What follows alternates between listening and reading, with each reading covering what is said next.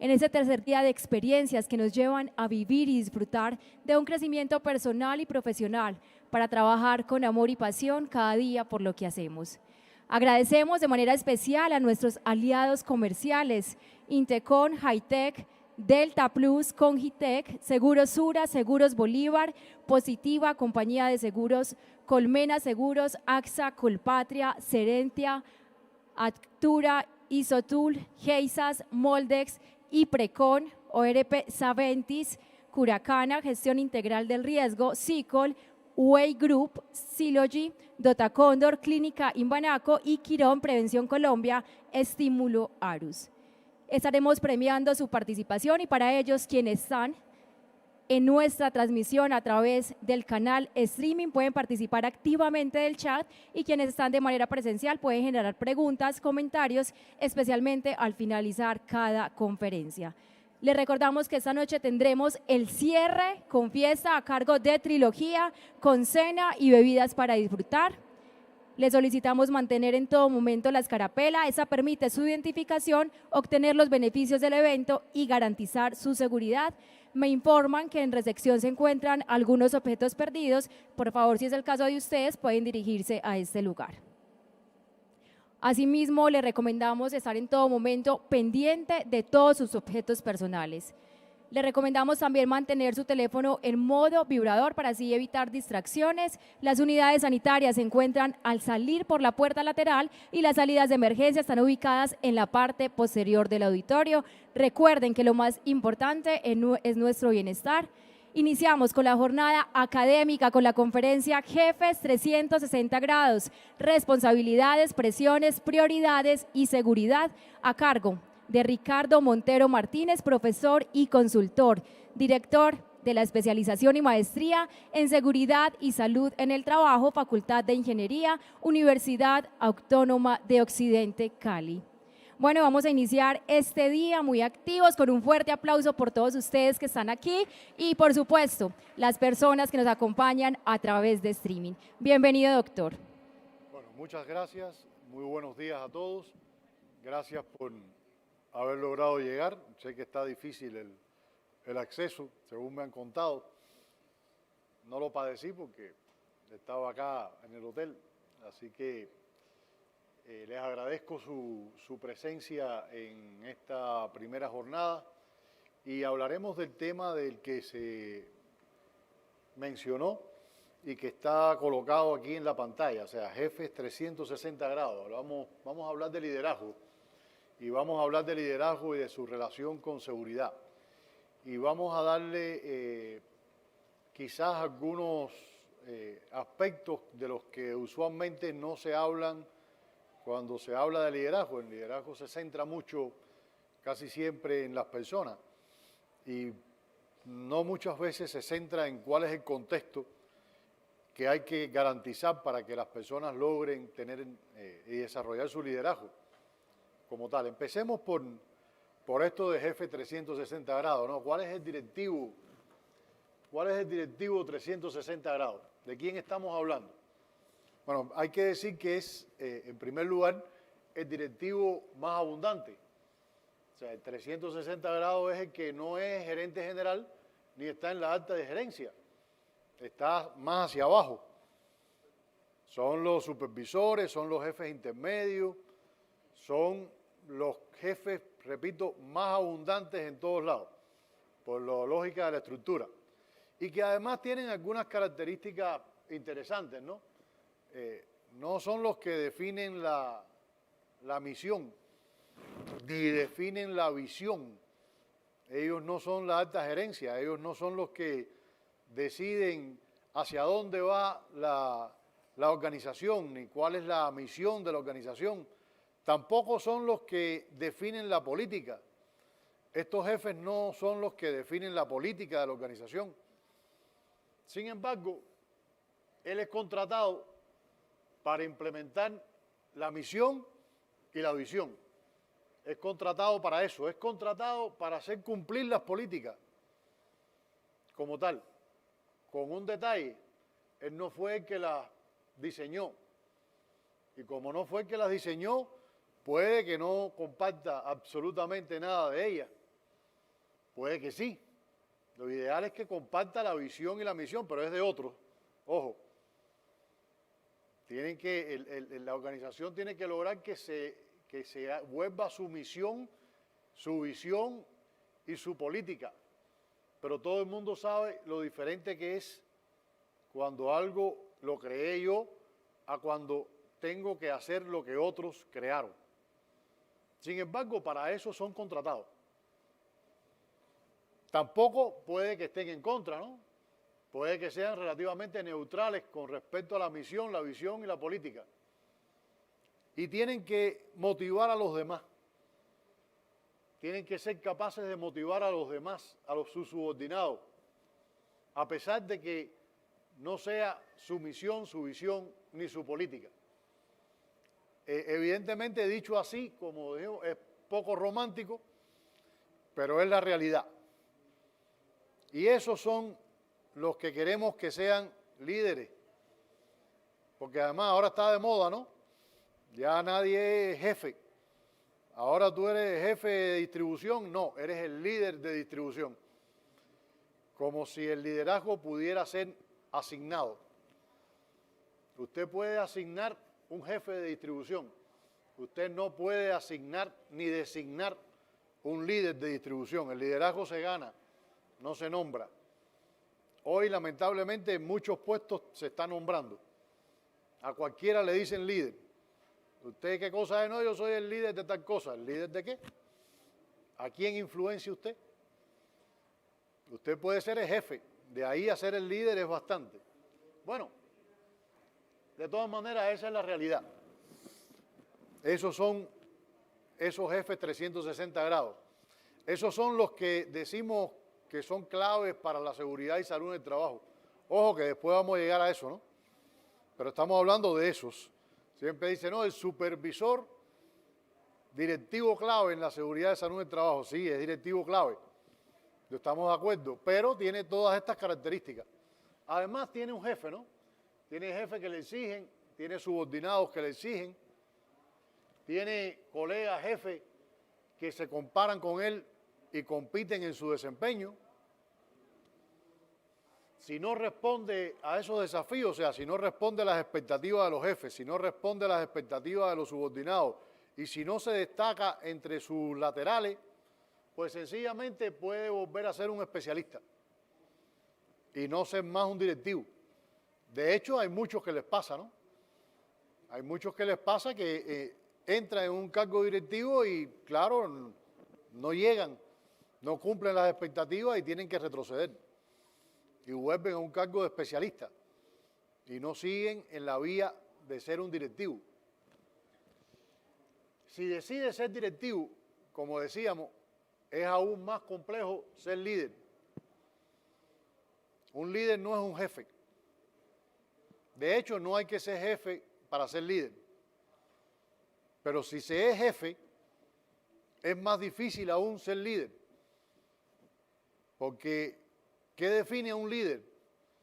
A un líder lo define su nivel de influencia. Si es capaz de influenciar a otra persona, entonces es líder de esa persona. Si es capaz de influenciar a más personas, entonces es líder de más personas. Pero si alguien no te hace soñar más, si alguien no te hace esforzarte más, si alguien no te hace querer aprender más, si alguien no te hace que tú sobrepases lo que tienes que hacer, ese no es un líder. No es malo no ser un líder. Ojalá hubiesen muchos buenos jefes, ¿no? Que al menos supieran administrar bien, supieran planificar, supieran ejecutar, supieran monitorear y supieran mejorar. Sin querer decir que me influencie. O sea, tener un buen jefe es una bendición casi. Mejor si es un líder, pero no necesariamente mi jefe tiene que ser mi gran motivador, ni mucho menos. O sea, cuando uno es jefe, llegar a ser líder es todavía más complejo. Y la pregunta es a él, no a la organización. A la organización, claro que le puede convenir que sea líder, ¿no? Pero a él, ¿le hace falta ser líder o le hace falta solo ser un buen directivo? Y esa es una pregunta que siempre tenemos que hacernos cuando aspiramos a que todos sean líderes. No necesariamente todos tienen que ser líderes. Y muchas veces las personas ni siquiera quieren serlo. Eso es una gran responsabilidad. Bueno, hay una serie de desafíos que tienen los líderes 360 grados y que hay que tener en cuenta cuando nos referimos a ello. Pocas veces se les enseña cómo desenvolverse en esto. O sea, la práctica es la que los enseña, la prueba y el error. Sus habilidades es más intuitiva, pero no se les enseña mucho y debiera enseñárseles un poco. Primero, el desafío de la atención. O sea, hay varios desafíos, ¿no?, que podemos mencionar. El desafío de la atención, estar atrapado en el medio de la escalera. O sea, ser alguien que tiene que responder por alguien arriba y a personas abajo. Estás en el medio. Eso crea gran tensión, porque los intereses de los que están arriba muchas veces no coinciden con los intereses de los que están abajo. Tú estás representando los intereses de los de arriba, porque esos fueron los que te pusieron en el cargo, no te pusieron los de abajo.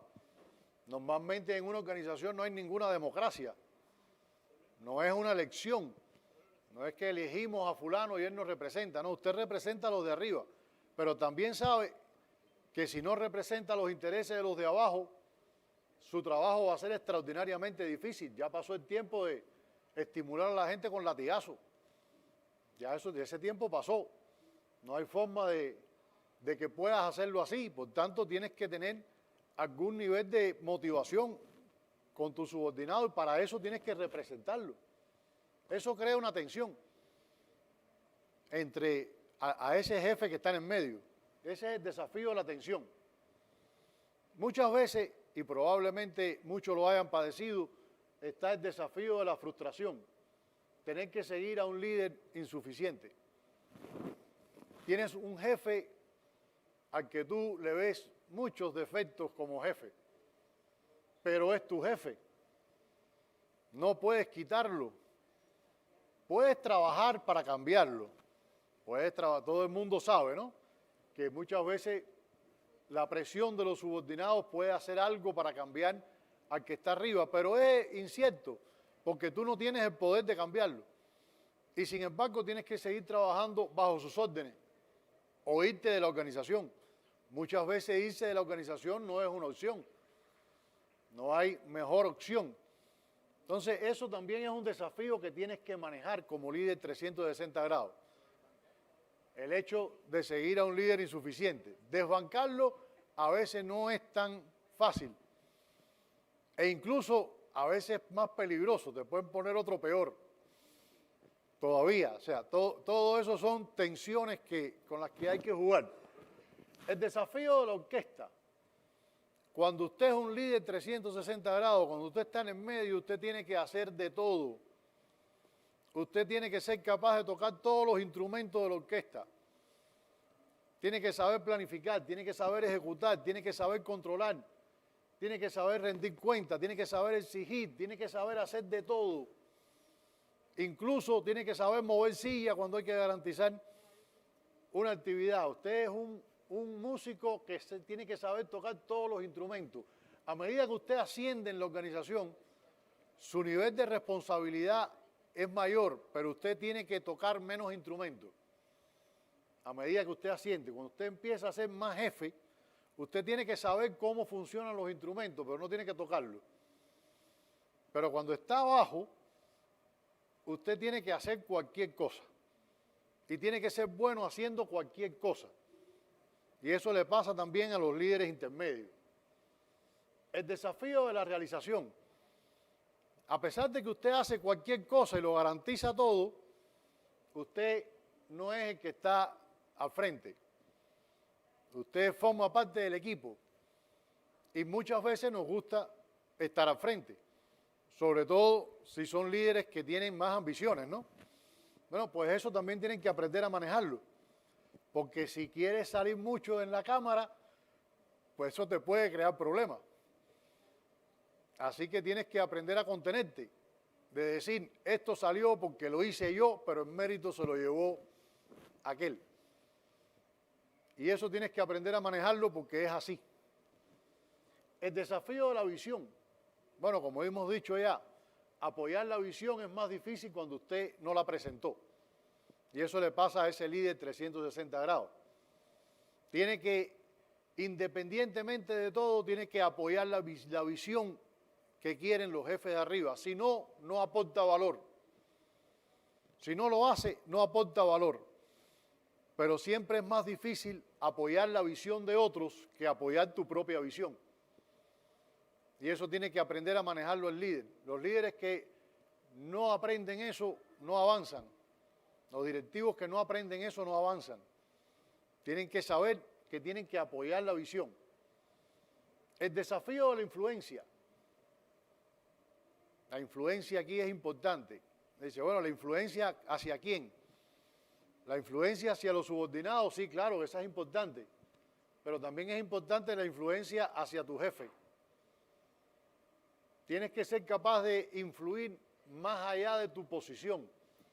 Si no, difícil tu trabajo. Hay veces que tu trabajo se vuelve fácil o difícil según la posición que asuma tu jefe. Pero tu jefe es el que decide asumir la posición.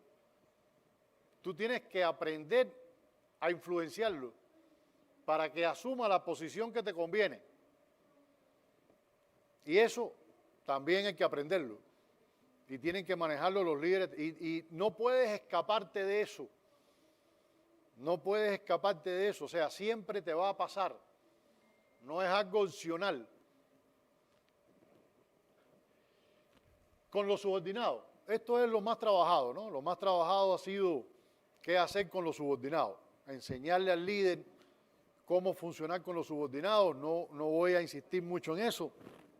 Aquí hay algunos aspectos, ¿no? Recomendaciones, digamos, genéricas.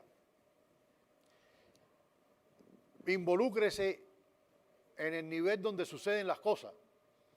No se quede sentado detrás de un escritorio. Vaya a ver qué está pasando donde suceden las cosas. Sea usted el nivel que sea, eso es una recomendación genérica. Es lo que dice un viejo adverbio chino. Tus ojos te creen a ti mismo y los oídos le creen a los demás. Entonces, no se quede solo con lo que le cuenten. Vaya a ver, camine despacio por los lugares. Usted tiene que ser capaz de ver un 10 en todas las personas. O sea, tiene que ser capaz de entender que todas las personas tienen algo en la cual pueden ser los mejores. O sea, realmente un líder tiene que descubrir, porque no siempre se descubre, tiene que descubrir en qué cosa esa persona es mejor dentro de lo que tiene que hacer. Y tiene que ser capaz de desarrollarle ese potencial. O sea, es como el cuento que dice, bueno, mi hijo sacó 10 en música y casi aprobó por los pelos matemáticas. Si le tengo que poner un profesor particular, ¿de qué se lo pongo? De música. Ese es su potencial. Desarrolle el potencial. ¿Por qué usted va a insistir en matemáticas? ¿No es bueno en matemáticas? Déjelo que apruebe, que apenas apruebe, pero póngale un profesor de música que desarrolle su potencial. O sea, el líder es igual, tiene que tener la habilidad de ver en todo el mundo un gran potencial para pulirlo y desarrollarlo. Permita que cada cual trabaje en su zona de fortaleza y que contribuya mejor con los demás. Tiene que tener esa habilidad. Tiene que dar el ejemplo de los comportamientos que desee que existan. Eso también es otra gran realidad. O sea, la gente no se guía por lo que tú dices, la gente se guía por lo que ve que tú haces. En materia de seguridad es extraordinariamente importante este tema. Si tú dices que la seguridad es importante, pero tú nunca te dedicas a la seguridad, tú estás enviando el mensaje que la gente va a recibir, que es, a él se le olvida que la seguridad es importante, porque bueno, él dijo que era importante, ¿no? Pero evidentemente se le olvida. Por tanto, no es importante. Si no es importante para él, pues entonces para mí, ¿por qué va a ser importante? O sea, para la mayoría de nosotros, a medida que usted aumenta más su nivel intelectual, eso difiere un poco, ¿no? Pero para la mayoría de nosotros, lo más importante en el trabajo, en primer lugar, es lo que es importante para mi jefe. Porque es lo que me va a preguntar, es lo que me va a controlar, es por lo que me va a evaluar mi desempeño. Por tanto, bien bobo soy si yo no priorizo eso. Si mi jefe nunca le importa la seguridad, no es que la seguridad no sea importante, pero no me ocupo de eso. Entonces, en materia de seguridad, esto es todavía más relevante, pero no es solo en materia de seguridad, es en todo. Siempre es en todo. Debe ser capaz de transferir la visión. Y ese es también un elemento difícil, porque acuérdense que la visión no es de él. Y tiene que ser capaz de transferir la visión que crearon los superiores de él hacia la gente que está abajo. Y debe recompensar por los resultados. Ese líder, para ser líder, tiene que recompensar por resultados. Y no estoy hablando de la recompensa que tenga estructurada la organización. La organización puede tener estructurada una recompensa, digamos, de tipo monetaria. Estoy hablando de recompensas de tipo espirituales, de tipos morales, de tipo de persona a persona. O sea, es como decía un clásico de la administración del siglo pasado. O sea, una palmadita en la espalda está a solo 60 centímetros de una patada en el trasero, pero está a millas y millas de diferencia en resultados. Entonces, eso hay que saberlo administrar. Y hay que saberlo administrar. No es ir diciendo constantemente, te felicito, qué bueno tú eres, qué bien que estás trabajando, porque al final eso tampoco sirve, ¿no? Y más cuando se lo haces a todo el mundo, los merecidos y los inmerecidos. No es que seas el gracioso o el simpático, es saber recompensar adecuadamente. Con los colegas, ¿qué tenemos con los colegas? Él tiene que lograr la habilidad de complementar a sus colegas más que competir con ellos. Tiene que ser amigo. Tiene que evitar hablar de los demás, y eso es difícil, a todo el mundo le gusta el chisme. No tiene remedio. A los jefes también, no por ser jefe les deja de gustar el chisme. Tiene que ampliar su círculo de conocidos constantemente.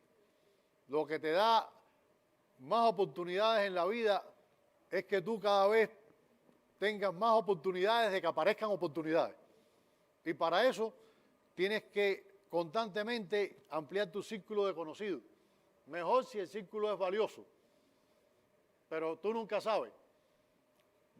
Otra frase más, o sea, tú nunca sabes quién es el ángel que va a tocar a tu puerta, así que siempre atiende a la puerta. En algún momento llegarán los ángeles, muchas veces no, pero no dejes de atender. Debe permitir que triunfe la mejor idea, eso también es complicado, porque hay veces que tú quieres que triunfe tu idea, no la mejor. El líder tiene que ser capaz de reconocer cuál es la mejor idea, aunque no sea la suya, y entonces apoyarla. Y no fingir ser perfecto con los demás, porque, como ya sabemos, todos tenemos defectos. No hay forma. Algunos disimulamos los defectos, otros los disimulamos menos, pero igual tenemos defectos. Con su jefe es bastante complicado siempre, ¿no? Usted tiene que ser capaz de influir a jefe. Eso es una de las formas de poder. Es, digamos, dentro de la teoría, hay varias teorías de cómo se estructura el poder, ¿no? La segunda dimensión del poder es el poder por influencia. Dice, bueno, ¿y esto qué cosa es exactamente? Bueno, hay muchos ejemplos, ¿no? Ella es mi jefa, y hoy hay una agenda, hay un punto que no me conviene, y yo me siento con ella aparte y le digo, mira, yo creo que este punto debiéramos discutirlo otro día, que sé cuándo. Y ella toma la decisión de que el punto no se discute hoy en la reunión. ¿Tengo yo poder o no tengo poder? Claro que tengo poder. Estoy haciendo que ella, que es la que toma la decisión, No es que yo, no, pero yo soy el que hago que tome la decisión. Y así sucesivamente. Hay muchas formas en las cuales tú puedes influir. Hay veces que, por ejemplo, ella es la jefa y nosotros tres somos de menor nivel de poder, pero nos aliamos y presentamos una posición única frente a ella, que tiene más poder que nosotros tres por separado en la reunión. Y nosotros tres presentamos una posición única y compensamos el poder que puede tener la otra. Por ejemplo, siempre el jefe de producción tiene más poder que el jefe de calidad, talento humano u otra cosa. Pero cuando esos tres se unen, arman una coalición y entonces le presentan una posición más difícil al que tiene que tomar la decisión. Eso es influencia de segundo nivel. Todo eso se aprende. Hay veces que no tenemos ni que hablarlo nosotros tres, ¿no? O sea, no es que conspiremos explícitamente, no, conspiramos implícitamente. Entonces, eso se aprende. Hay que tener cuidado con imitar el comportamiento del jefe de arriba. O sea, esa fábula de la marmota, el cuervo y el zorro. El cuervo es el jefe, ¿no? Y está ahí arriba en una rama. Y la marmota viene y le dice, ¿y tú qué haces? Y el jefe le dice, nada, aquí estoy contemplando el paisaje. Le dice el zorro, le dice el cuervo. Aquí estoy aquí arriba contemplando el paisaje. Y dice la marmota, yo también me voy a poner a contemplar el paisaje. Se pone a contemplar el paisaje, no queda alerta frente a los peligros, viene el zorro y se la come. Digo, espérate, para contemplar el paisaje tienes que estar allá arriba. No puedes estar donde está el peligro. No te equivoques en la función que tú haces, no te equivoques en la posición en la que estás. No trates de hacer lo que no te toca, porque te puede costar suficientemente caro. ¿Sabes? Eso es lo que dice esta fábula, como está. No interpretes el papel que no te toca. Y tienes que estar muy claro cuál es el papel que te toca y no salirte del mismo, porque te puede, repito, costar caro, ¿no?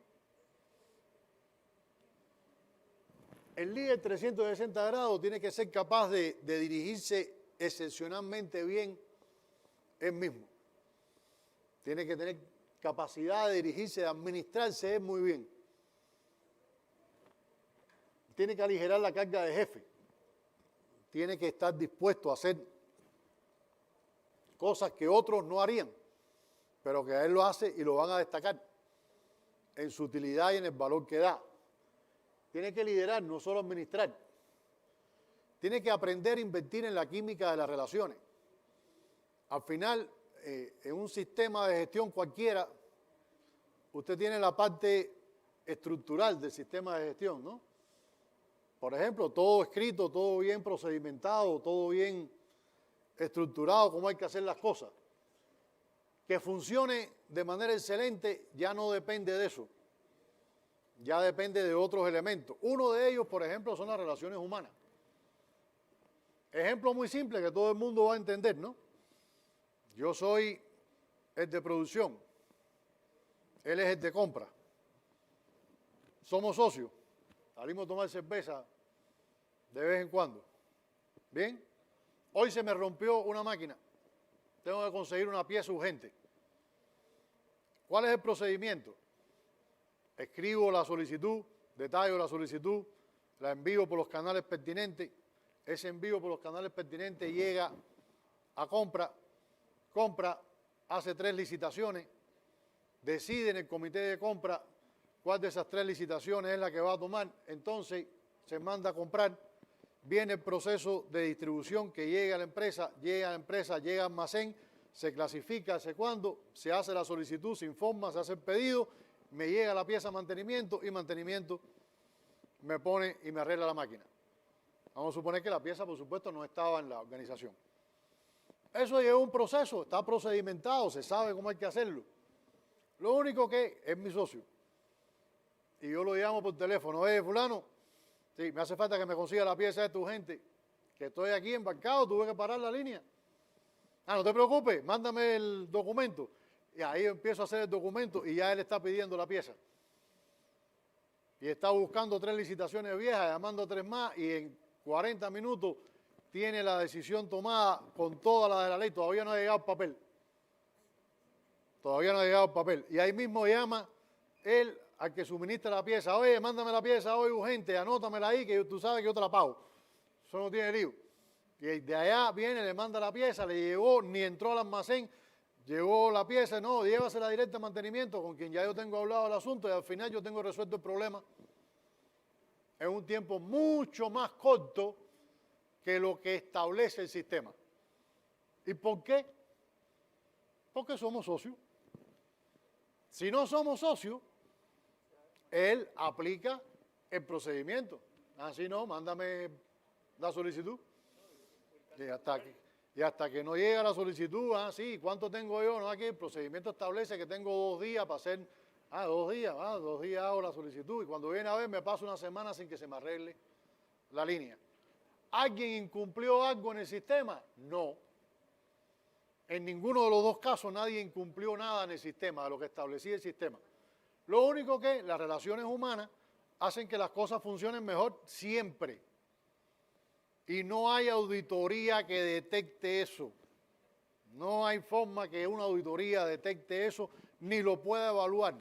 Se va fuera de todo lo que es razonamiento administrativo, ingeniero, etcétera, etcétera. Estamos hablando aquí de relaciones humanas. Entonces, eso hay que hacerlo mucho. Esos líderes.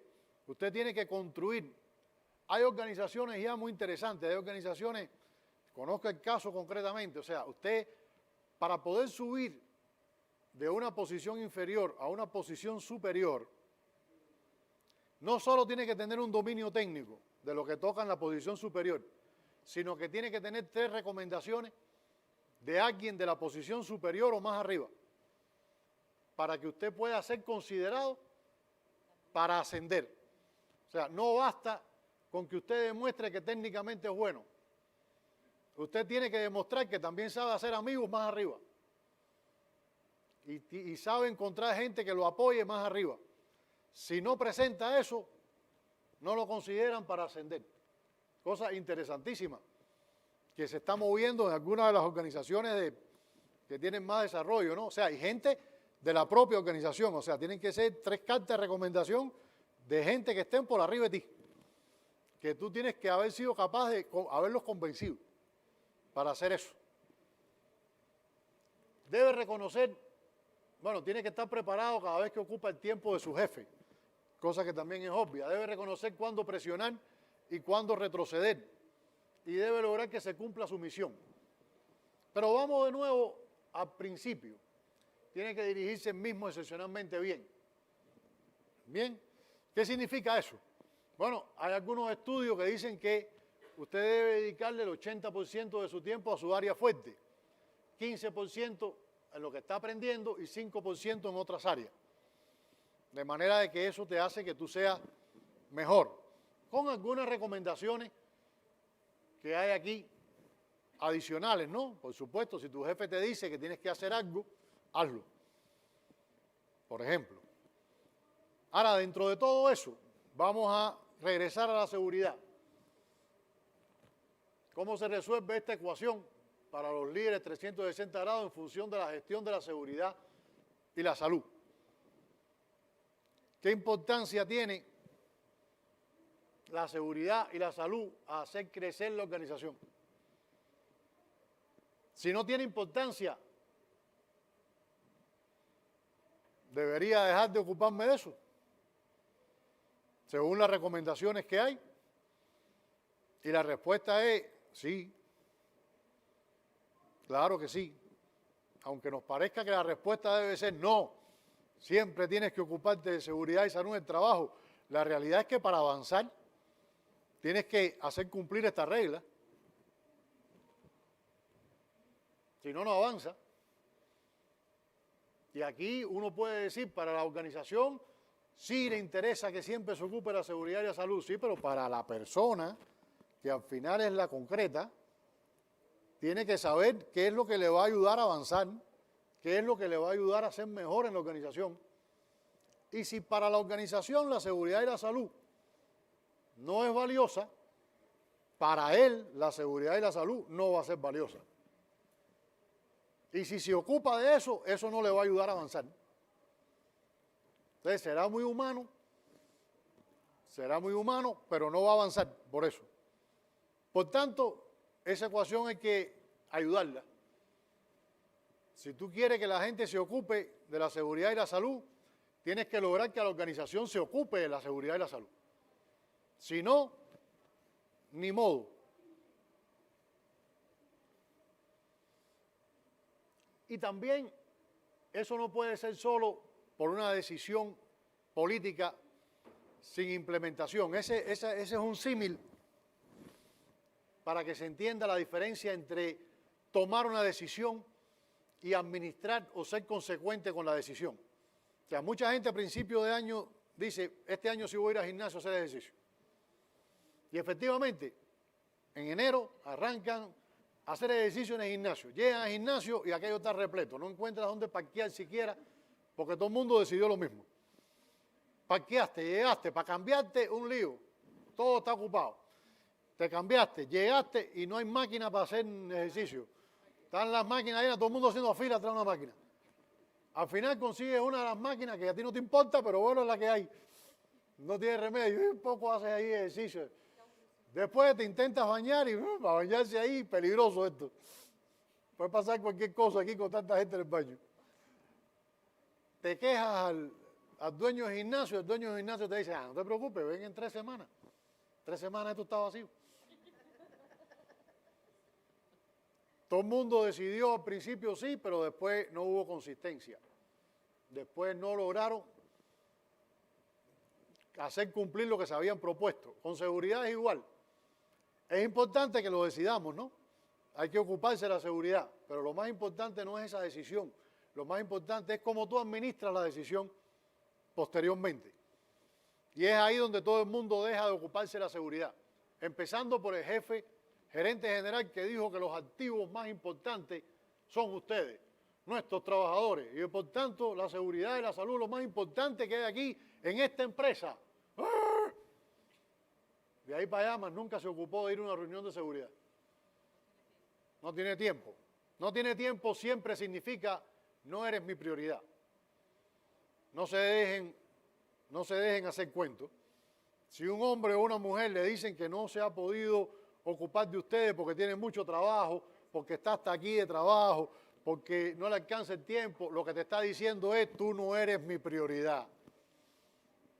Absolutamente. Porque para lo que usted quiere, siempre hay tiempo. No tiene remedio.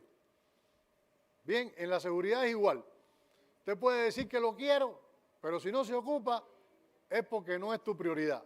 Entonces, ¿qué hay que hacer? ¿Qué hay que hacer viendo todo esto, no? Como decíamos, es muy importante administrar la decisión. Entonces, ¿por qué? ¿Por qué un líder intermedio va a administrar consistentemente la decisión tomada por otros más arriba de que hay que mantener comportamiento de liderazgo en seguridad y salud del trabajo? ¿Cuál es la razón? ¿Por qué me tengo que ocupar de hacer lo que dice un jefe de arriba que hay que hacer?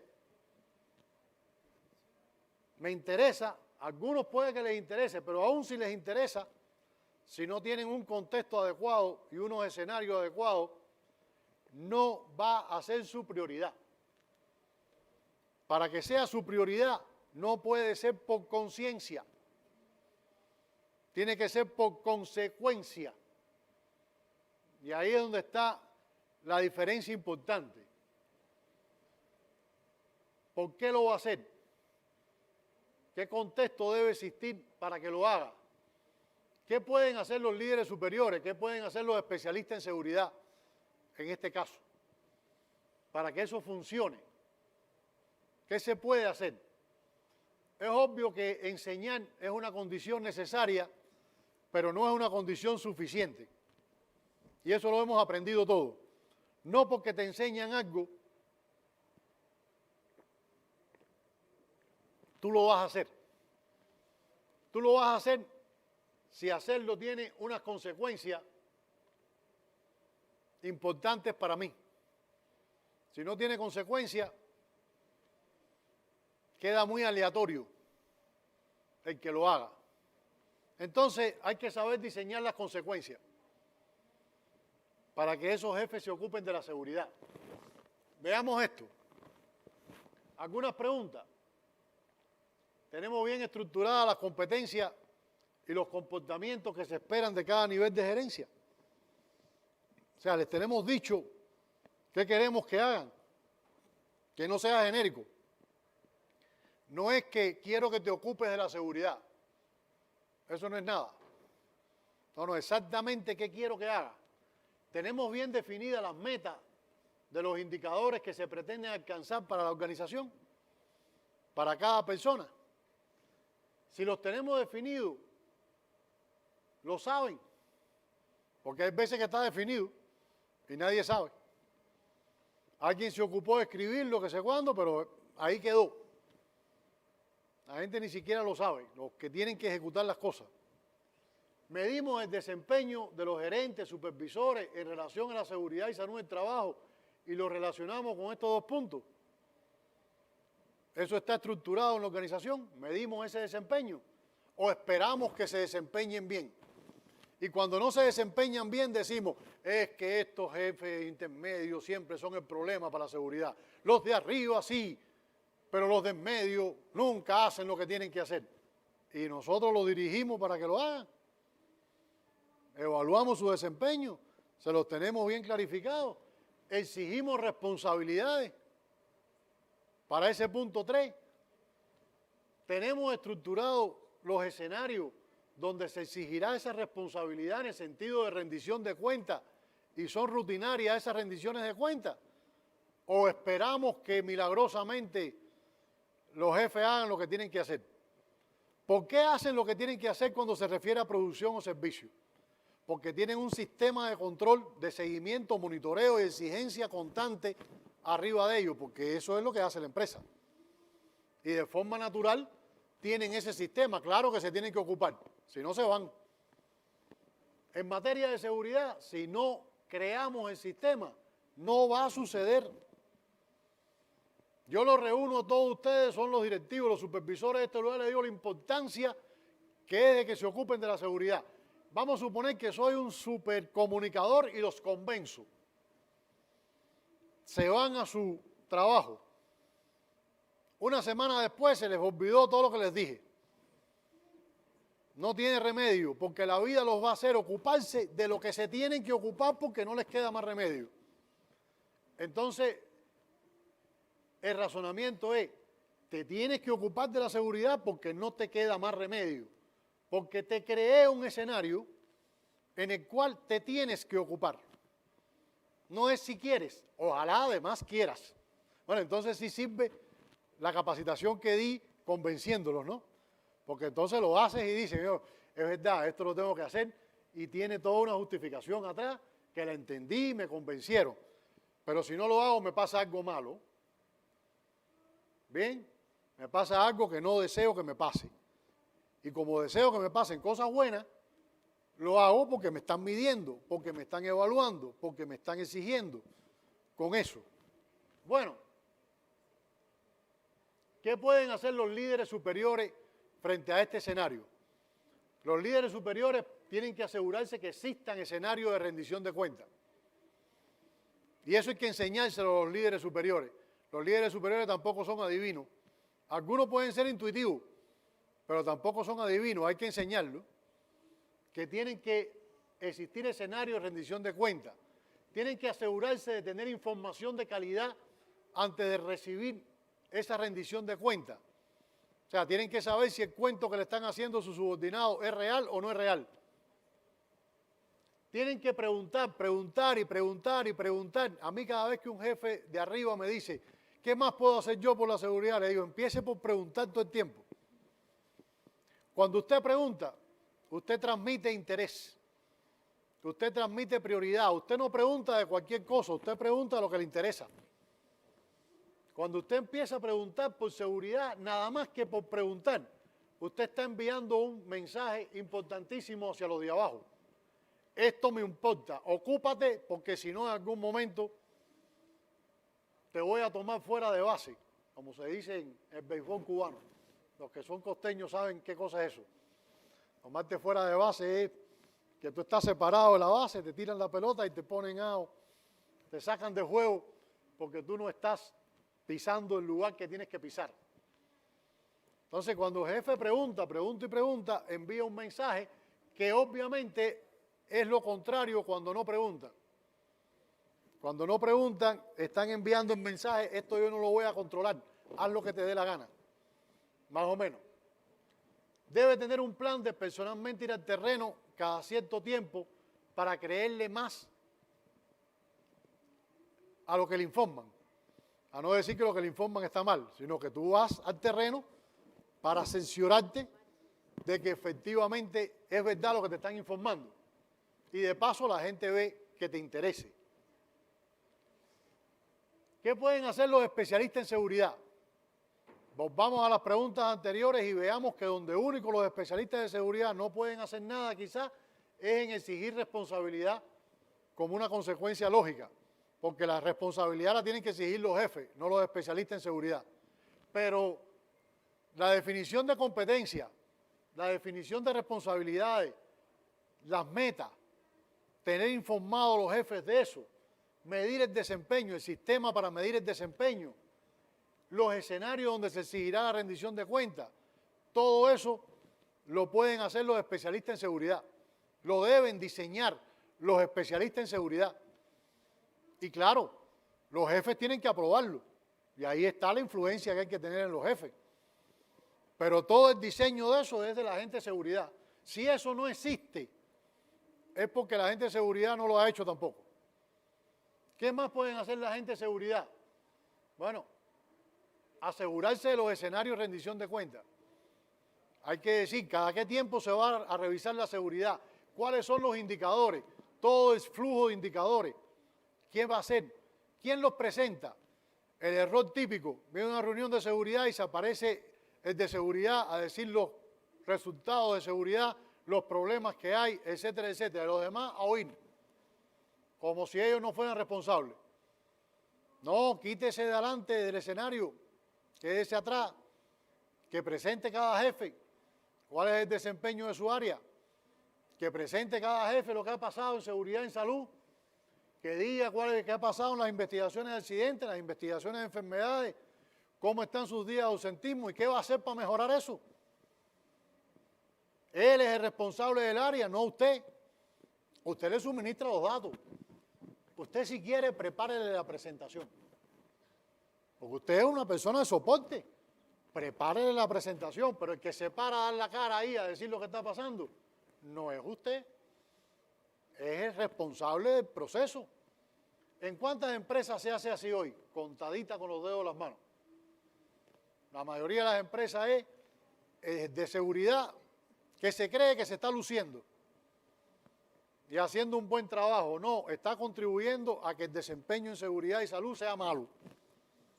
Porque no está contribuyendo a que el que se tiene que ocupar se ocupe del asunto. Y repito, para que el que se tiene que ocupar se ocupe del asunto, que es nuestro jefe 360 grados, eso no sale así por inspiración divina. Eso hay que diseñarlo organizacionalmente.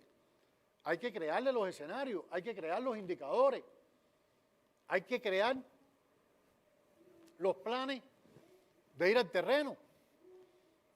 Y hay que ponerle metas a eso.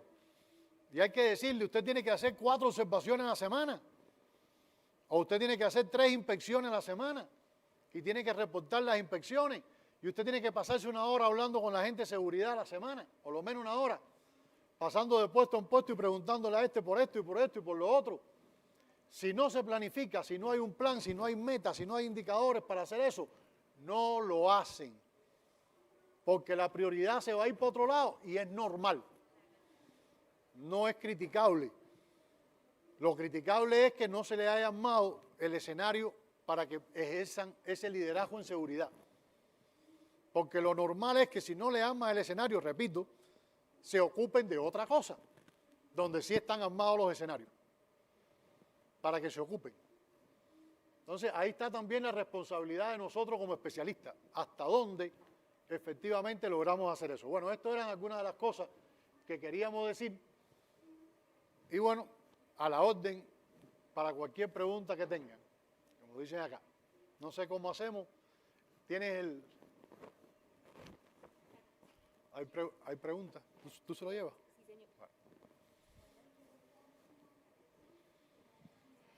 Muchas gracias. Muy bonita la conferencia, muy interesante. Ricardo, la pregunta mía es, ¿cuál es el significado de 360 grados en un jefe? Porque no. Que atiendes no a lo los jefes de entiendo. arriba, atiendes a los subordinados de abajo y atiendes a tus colaterales.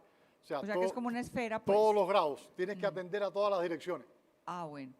Bien, me parece, pues no captaba bien el concepto. Y la otra observación que yo quería hacer es muy interesante lo que usted recuerda con respecto a involucrar la seguridad en todos los aspectos de la organización, porque definitivamente pienso que un error muy grande en que hemos caído y no hemos podido salir de él es la idea de que la seguridad es del grupo de salud y seguridad en el trabajo y que los demás simplemente le informan y reciben los resultados de lo que ellos hacen, pero la seguridad es algo que es impersonal, que no está involucrado dentro de las realidades del día a día. Y me acuerda mucho lo que usted dijo de una frase que utilizaron hace muchos años en los programas, cuando empezaron los programas de cero accidentes, donde decía muy claramente, las personas contestan lo que les preguntan y los jefes preguntan lo que les interesa. Entonces realmente si a uno le pregunta el jefe, uno sí tiene que preocuparse. Si el jefe no le pregunta, definitivamente esa acción, esa tarea o esa actividad es una tarea secundaria que puede hacerse, no hacerse o dejarse ahí simplemente como una histórica. Absolutamente de acuerdo con sus observaciones, claro que sí. Eso lo decía un viejo programa, yo no sé si esa frase la eliminaron ya de la publicidad que tenían en ese entonces para estos programas. Muchísimas gracias. Gracias a usted. ¿Otra pregunta?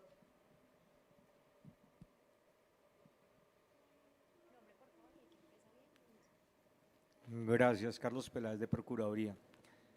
¿Cómo logro que el brigadista, el señor de mantenimiento, se vuelva un líder, se vuelva un jefe de su área y empiece a transmitir ese liderazgo hacia arriba, generando cambios en la organización?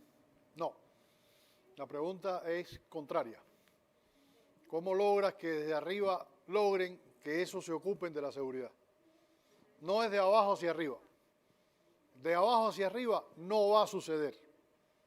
A ver, no va a suceder es un absolutismo. Puede haber algún lugar donde excepcionalmente suceda, pero lo normal es que sea de arriba hacia abajo. O sea, usted claro que no va a convertir a todo el mundo en líder, porque todo el mundo no va a ser líder. Eso es un idealismo irreal. Líderes van a ser algunos, que además de arriba hacia abajo deben ser identificados y potenciados, aquellos que tienen liderazgo. Pero está claro que una organización que alcance excelencia en desempeño en seguridad y salud es una organización donde cada persona se ocupa más de la seguridad y salud, de lo que normalmente se ocupan las personas. En una empresa usual donde la seguridad y la salud no están priorizadas, nadie habla de seguridad y salud. Cuando viene la capacitación se habla, en algún momento se habla, cuando hay un accidente se habla y ya. Ahí no es normal que entre él y yo, que hablemos de cosas de seguridad. ¿A quién le importa? Nosotros podemos hablar de otras cosas, ¿no? A veces incluso podemos hablar de producción. Y a veces incluso podemos hablar de calidad. Porque te veo haciendo algo que puede echar a perder algo y te llamo la atención y te corrijo. Pero te veo haciendo un comportamiento inseguro y te llamo la atención. No, es un problema tuyo. Eso no es un problema mío. Entonces, ¿cómo hacer que efectivamente llegue a haber interacción en materia de seguridad? Eso lleva a un diseño organizacional para lograrlo. Y parte de arriba. Tiene que ser una decisión de arriba, se sabe cómo se hace, hay varias estrategias para lograrlo, de que se puede implementar. Por ejemplo, la observación de comportamientos, retroalimentación, etcétera, es una de las estrategias más usuales que hace que donde no se hable nunca de seguridad en una organización, de repente todos los días se tenga que hablar obligado, porque yo implementé un sistema que obligaba a hablar. Hasta que con el tiempo eso se vuelve algo rutinario y se empieza a ver normal, con el tiempo. Pero lo que sí está claro es que no se crea de forma espontánea. Tiene que ser diseñado, tiene que ser implementado con intencionalidad. en seguridad y salud todo tiene que ser intencional. Eso no nace, de nuevo, sin absolutismo. Puede que a alguien le nazca y puede existir ese raro, porque es un raro, que él solo esté suficientemente motivado para que se ocupe de eso, aunque nadie se ocupe aquí de eso. Pero no es lo normal. Lo normal es que tenga que ser un diseño organizacional de arriba hacia abajo, que logre que efectivamente la gente se ocupe de seguridad. Muchas gracias. Tenemos más preguntas e inquietudes para nuestro expositor. Por acá. No, aquella se está arreglando el pelo, no estaba levantando la mano. Yo quiero también decir que me parece muy razonable lo del liderazgo, porque definitivamente el liderazgo no se puede forzar y me parece que es una cualidad innata. Y eso no y sin embargo en las organizaciones yo veo eso, que a los supervisores ya no los llaman supervisores sino líderes. Pues eso es una palabra que está muy de moda. Y la otra cosa que veo yo con preocupación de salud y seguridad en el trabajo es que me parece que nos estamos orientando mucho hacia lo que llamamos, ¿cómo es? Vida saludable, en otras palabras, estilos de vida saludable, me perdonan. Y realmente eso nos da una perspectiva muy amplia, pero meternos en estilos de vida saludable implica que a veces tenemos que descuidar las prioridades internas de la organización, por ejemplo, aspectos de seguridad, por estarnos a toda hora preocupando de qué come la gente, que cómo vive, que qué hace, que dónde está, que si hacen yoga, que si hacen relajación, que si meditan, en fin, una cantidad de cosas que pues son importantes, pero que de pronto nos pierden el foco para lo que realmente son los riesgos que nosotros como empresa estamos exponiendo a la gente. Entonces a mí me parece que a veces eso nos desenfoca mucho. Y una observación respetuosa para la organización es que estas maticas que están aquí no nos dejan ver la parte final de las diapositivas. Entonces sería posible que las pusiéramos en una parte donde sigan siendo bonitas. Efectivamente, hay que decir que, a ver, nadie va a decir que es malo estos desarrollos de vida saludable. No son malos, son buenos, estos desarrollos de vida saludable. El tema, claro, está en disminuir la prioridad de otras cosas para darle prioridad a esto. No, esto debiera ser, además de tener toda la prioridad en la parte de seguridad y salud, propiamente dicho. Es relativamente cómodo, porque todos estos programas de vida saludable, etcétera, vuelven a recaer en el Departamento de Seguridad y Salud y son nada más que responsabilidad de ellos. Los demás jefes no tienen que ocuparse de hacer nada por eso, solamente seguir las recomendaciones que alguien en Seguridad y Salud con extremadamente entusiasmo está haciendo para esas cosas, que repito, son buenas. El problema no está en esos programas, el problema está en efectivamente desviar prioridades hacia eso que no generan en realidad mayor compromiso organizacional, como no sea pagarle los salarios y los honorarios a los consultores y a la gente que se ocupen de eso, pero que no es un esfuerzo de la organización, casi nunca, sino que es un esfuerzo de algunas personas y se concentra de nuevo ahí. Esa es la observación. Además de que, bueno, otro tema es qué se vende, ¿no? Porque hoy se vende mucho humo, en vez de cosas concretas, ¿no? Todos los temas esos de felicidad, neuro no sé qué cosa, etcétera, que uno llega y dice, bueno, ¿dónde está la evidencia de que esto sirve, no? Como me pasa a mí, a veces me llega, no sé, una vez me llegó un profesional y me dice, mira, yo tengo una empresa, soy una compañía, nosotros somos artistas de teatro, coño, qué bueno. No, pero nos dedicamos a la seguridad. Ah, sí, interesante. No, yo quiero venir aquí a dar clases, de usted me permita dar algunas clases en la especialización de este tema. Digo, bueno, ¿usted qué hace? Yo, nosotros hacemos obras de teatro en las organizaciones. ¿Obras de teatro haciendo qué? No, nosotros representamos accidentes, qué sé cuándo, y con eso aumentamos la sensibilidad de la gente frente a la seguridad. Digo, muy bien, ¿y qué evidencias tiene de que usted lo que hace sirve? ¿Cómo? Sí, usted no dice que aumenta la sensibilidad, o sea, usted por lo menos tiene un experimento que diga que usted estudió la sensibilidad de la gente sin su obra y con su obra, y que cuando terminó la obra, la gente terminó con más sensibilidad. No sé, ustedes definen lo que es sensibilidad. No sé si es que va a pinchar a alguien a ver si es sensible o no en ese momento. O usted tiene un experimento que diga que antes de su obra la gente tenía un 20% comportamiento seguro y que usted puso su obra y la gente adquirió tanta conciencia que después de su obra la gente tiene 80% comportamiento seguro y usted tuvo un impacto. Ah, no, eso no tenemos hecho. Entonces tú no tienes hecho nada. Cualquiera se levanta y hace una obra y dice que estoy interviniendo en seguridad. ¿Interviniendo de qué? Lo que hiciste fue una obra.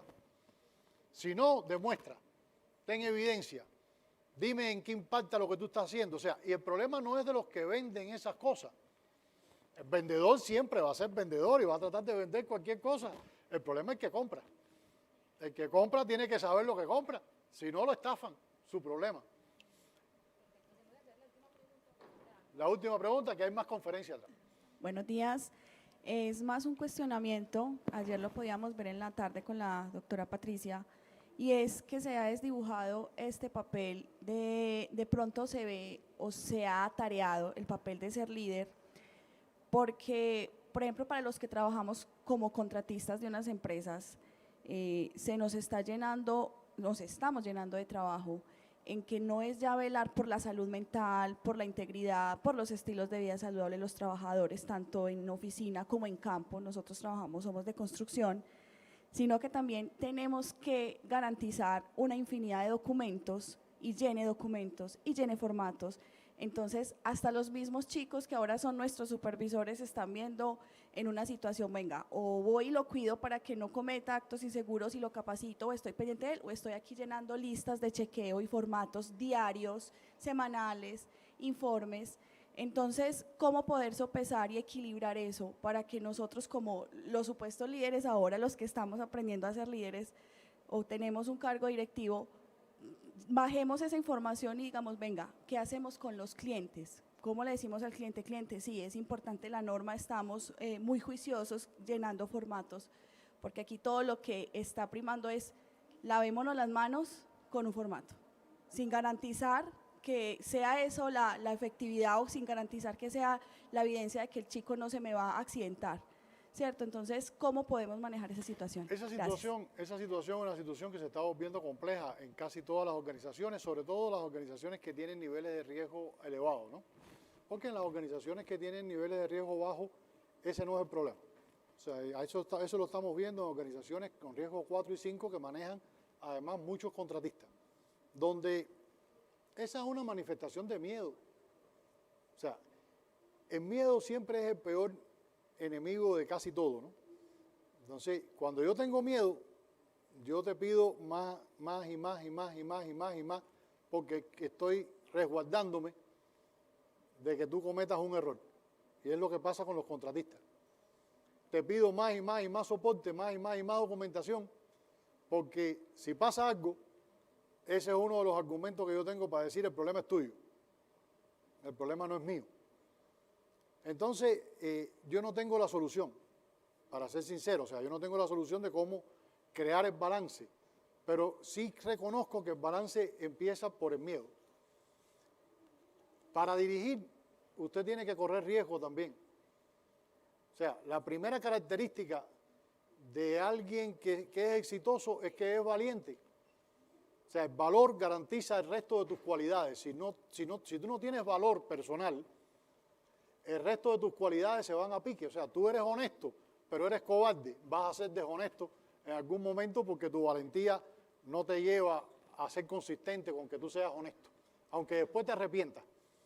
¿Me entiendes? Entonces, está pasando mucho de que se exige más documentación como forma de protección, más que como forma de hacer algo efectivo y que tenga...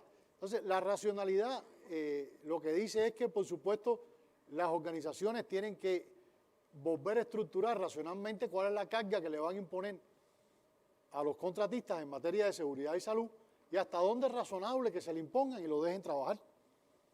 Porque pasa con todo. Yo no tengo hoy la solución. Es un problema que no es nuevo.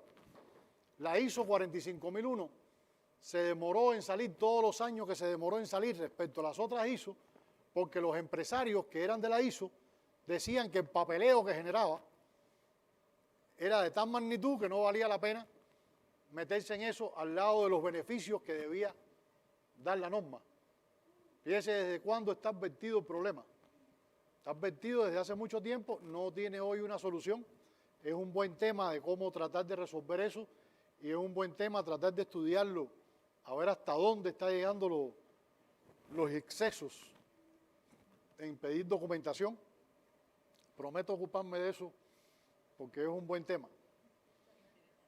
Agradecemos al profesor y consultor Ricardo Montero Martínez por compartirnos toda su experiencia sobre este tema tan Muchas gracias a importante ustedes. en las organizaciones. Vamos a hacer un receso de 5 minutos. Continuamos con la charla abordaje del paciente con tabaquismo. Las personas que desean seguir con esta importante conferencia, los invitamos a salir igualmente para poder registrarse. Los esperamos entonces en 5 minutos. Igualmente a las personas que nos siguen en la transmisión vía streaming, estén muy pendientes y recuerden participar activamente de las charlas. Tenemos un personal humano que está recibiendo continuamente sus mensajes, preguntas y requerimientos.